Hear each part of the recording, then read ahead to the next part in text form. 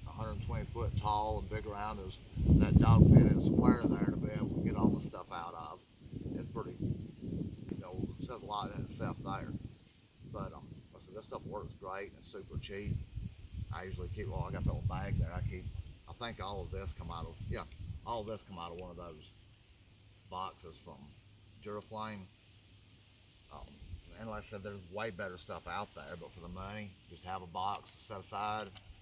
Even if it's not for your backpack, if it's for your wood burning heater, even a lot of people. My granddaddy, he'd just take a stick every time the fire would go out in the wood stove. He'd take a stick, light it with a cigarette lighter, let it sit there for a minute, lay it in, pile his kindling on top, and go to the bathroom. We'd come back out, the fire was burning. It's real good stuff to have around. I guess I'll show y'all how the I'm not going to do the flint and steel out here in this wind because there's no way realistically I would ever even attempt it. If I had to do a flint and steel fire with the wind blowing like it is today, I'd have my shelter set up and I'd get inside it and get away from the wind and get my charred material going. But I can show y'all how the charred material works without it. I can use one of my ferro rods. We're just going to use this little bitty one here because not everybody goes out and buys a pry bar size ferrocerium rod. These are like $4 or $5 at Walmart.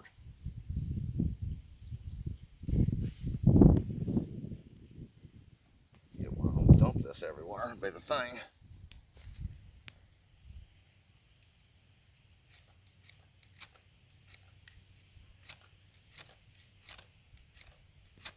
Okay, maybe I will use my big rod. I can't get down close enough. Afraid I'm gonna dump this everywhere.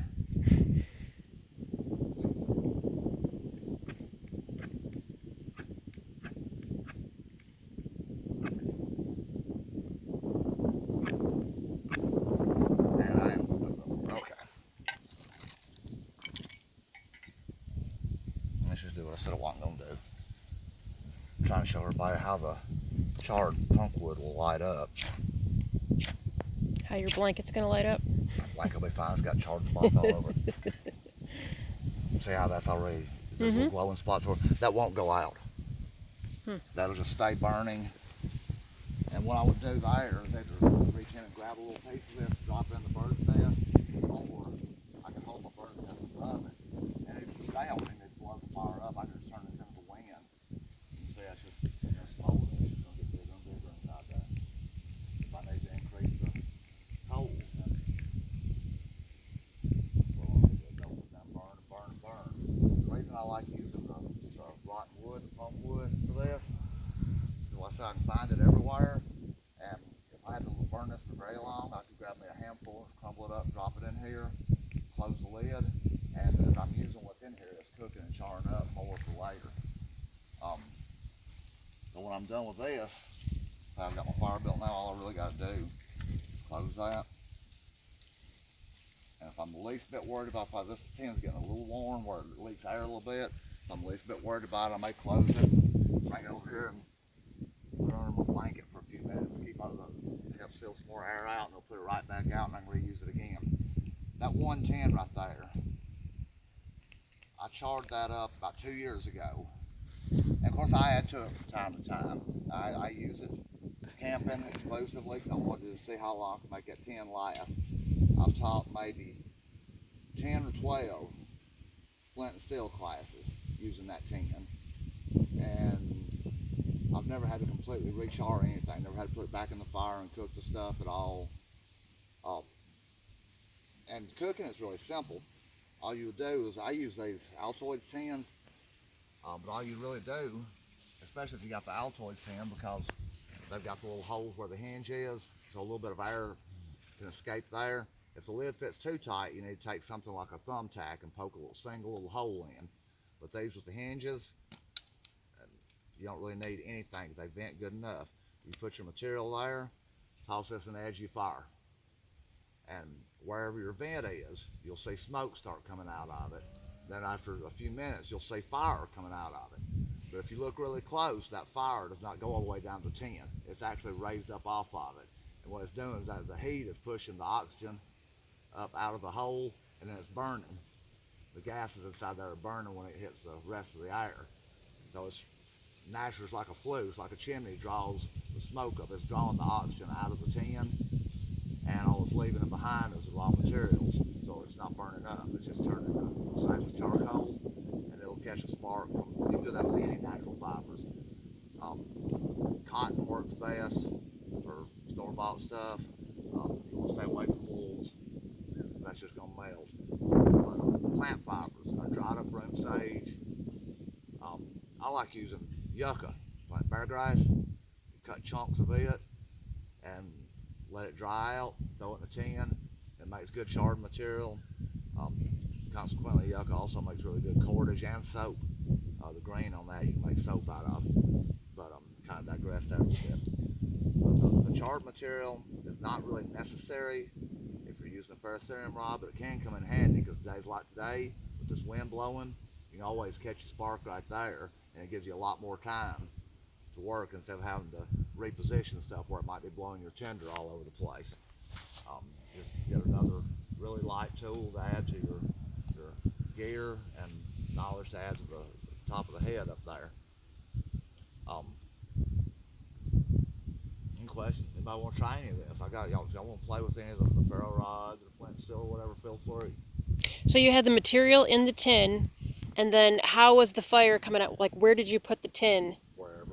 It. I put it on top of the grill with my sausage before. Okay, so you can put it in a fire, and then it'll start. Yep, you drop it straight. Okay. You can't overcook it. Unless you've got it in a fire so hot it melts the tin, you cannot overcook it. Once the oxygen's gone, it's not going to do nothing but get hot. So if you already have a fire going, what's the point of doing that? Next fire. Ah. You can start tomorrow. Okay. So that'll keep going? With the char cloths? Yeah. Well, there's enough right there for me to start 50 fires. Okay, so you're actually making material for the next fire. Correct. Got it. And the reason I don't really, I'll teach char cloths because it's the easiest way to learn the flint and steel stuff with. But the reason I've switched and I don't use it anymore is because you're just not going to find a lot of cotton cloth laying around outside of the homestead or the bug out location or whatever. You might have some stockpile. I might cut a chunk off my blue jeans, except for I think I only own 2 pair of jeans and everything else is camo. But the charred wood, I'd go to a city park and find enough rotten wood to make char out of, just laying around a walking trail. It's everywhere, and it's being created by the good Lord every day. And it works exactly the same way.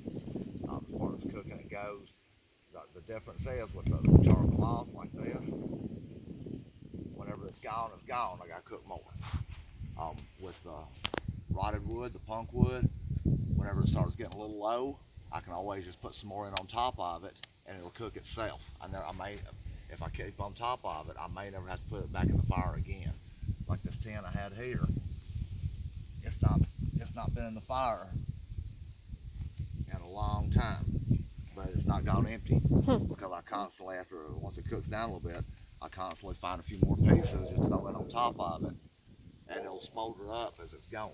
The rotten wood won't really burn real good anyway. It will smolder even if it's exposed to oxygen. It won't ever catch on fire really good. It's just going to burn quicker. Like while the fire going, it's charring it up some. And each time I hit it with another spark, the fresh stuff I put in is charring up just a little bit more. And eventually there'll be ash in the bottom from the stuff that has burned up and the stuff I added. Past the section, char.